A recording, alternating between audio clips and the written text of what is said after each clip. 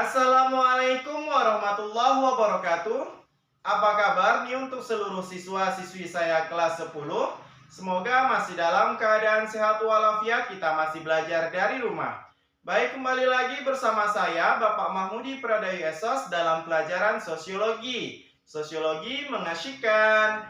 Nah, pada pertemuan minggu ini kita akan membahas mengenai individu, kelompok, dan hubungan sosial. Untuk itu, saya harapkan kepada seluruh siswa-siswi saya agar dapat mengikuti video pembelajaran ini dari awal hingga akhir, supaya kalian dapat memahami materi ini secara sepenuhnya. Jangan mengikuti video pembelajaran ini hanya untuk kepentingan absensi saja. Langsung saja, sebelum belajar, marilah kita berdoa menurut agama dan kepercayaan kita masing-masing.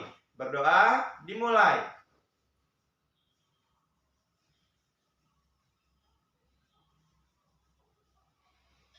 Amin. Kita masuki ke dalam materi kita mengenai individu, kelompok, dan hubungan sosial. Kita awali dengan pengertian individu. Individu berasal dari bahasa Latin, dari kata individuum dan individuum, yang artinya ialah perseorangan.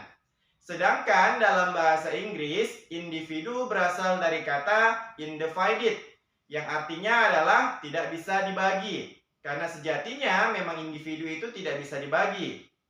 Nah, itu merupakan pengertian dari individu. Selanjutnya ialah pengertian dari kelompok. Nah, kelompok ialah sekumpulan orang berada pada satu kumpulan. Minimal itu ada 2 orang. Nah, kenapa manusia atau individu ingin menjadi sebuah kelompok? Ada beberapa hal-hal yang menyebabkan manusia ingin menjadi kelompok. Individu ingin menjadi kelompok. Yang pertama ialah karena faktor reproduksi. Sejatinya manusia ingin berkelompok, menikah. Nah, mereka ingin melanjutkan yang namanya keturunan. Kemudian yang kedua ialah kekuatan bersama yang didapatkan apabila kita membuat sebuah kelompok. Saya ibaratkan, satu lidi tak akan mampu membersihkan halaman, tetapi kalau seandainya lidi tersebut kita gabungkan menjadi satu, pastilah dia bisa membersihkan halaman. Nah, inilah yang dimaksud dengan kekuatan bersama. Kemudian yang ketiga, kenapa individu ini menjadi kelompok? Karena mereka merasakan adanya yang diuntungkan. Saya contohkan misalnya laki-laki dan perempuan. Nah, suami istri pasti adalah yang saling diuntungkan. Nah, istri berkaitan dengan yang di rumah, suami yang berkaitan dengan di luar. Segala macam kepentingan suami diberikan oleh istri, disiapkan oleh istri. Sedangkan segala kepentingan istri disediakan oleh suami. Nah, itu yang maksudnya perasaan yang diuntungkan. Dan yang terakhir, keinginan individu menjadi kelompok itu karena terdapat kesamaan di antara mereka. Makanya ibarat kalau misalnya kita contohkan, terdapat 2 orang yang katanya mukanya mirip. Kemudian mereka dibilang, wah ini jodoh karena mukanya mirip. Nah, ini berdasarkan kesamaan. Nah, itulah 4 hal yang menyebabkan manusia itu ingin menjadi kelompok.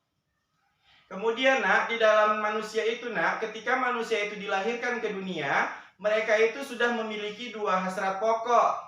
Nah, apa saja 2 hasrat pokoknya?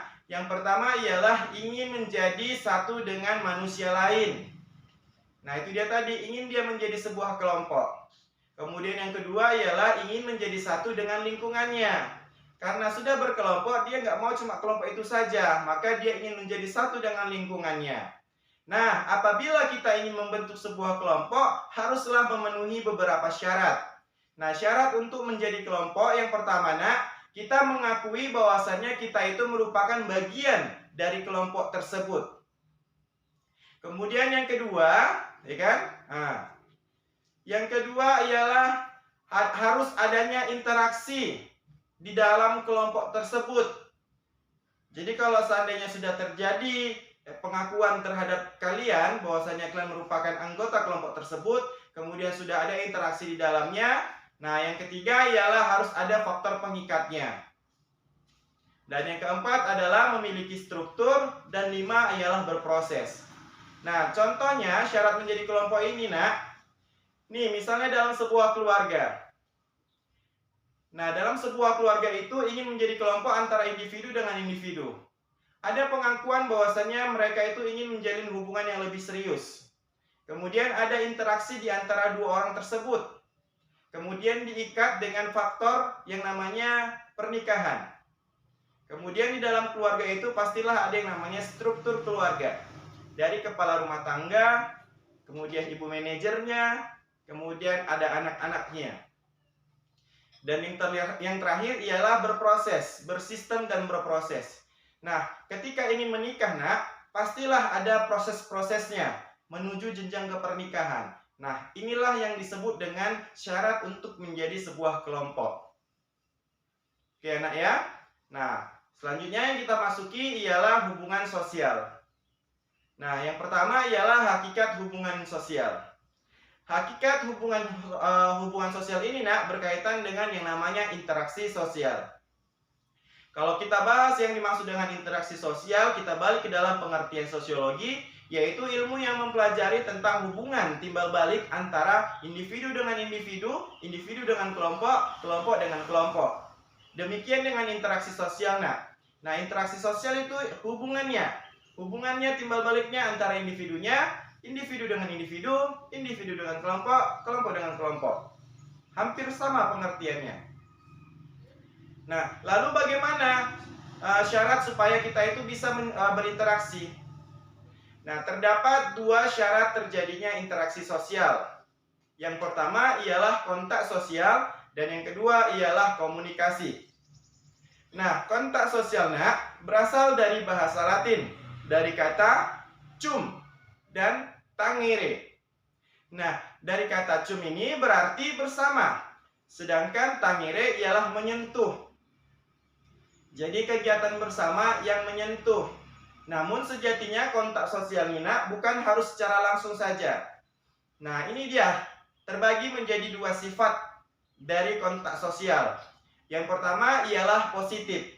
Nah, kontak sosial yang bersifat positif ini mengarah kepada kerjasama, Nak. Yang kedua ialah kontak sosial bersifat negatif. Nah, kalau yang bersifat negatif ini mengarah kepada pertentangan, konflik, dan sebagainya. Sifat kontak sosial yang kedua ialah primer dan sekunder. Nah, kontak sosial yang bersifat primer ini ialah kontak sosial yang dilakukan secara bertatap muka, secara langsung. Contoh kegiatan di sekolah, belajar secara langsung di sekolah itu disebut dengan kontak primer. Sedangkan yang kedua sekunder ialah yang tidak langsung.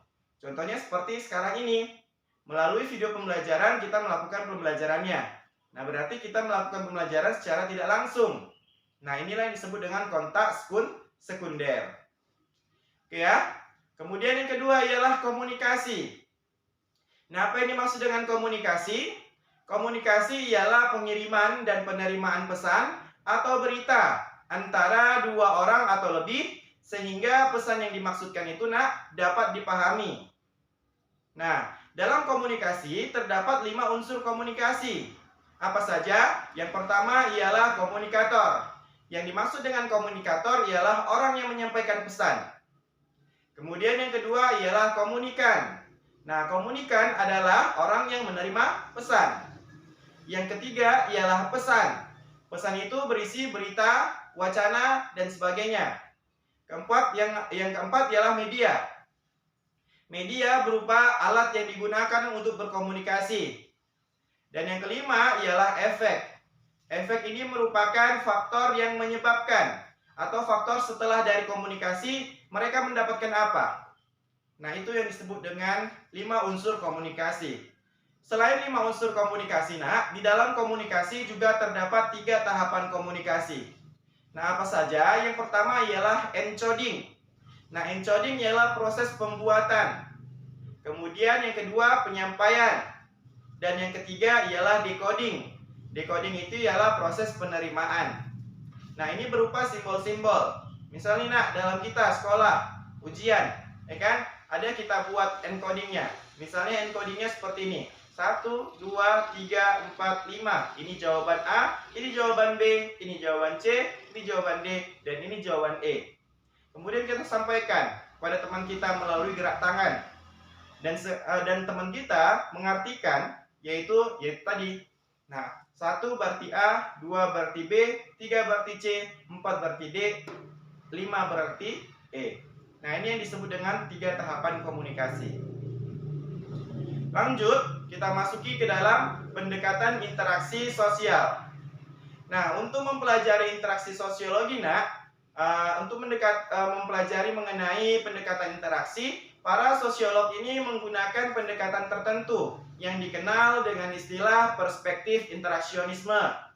Nah, salah satu bentuknya adalah interaksionisme simbolik, yang berarti simbol adalah sesuatu yang diberi nilai dan makna oleh penggunanya.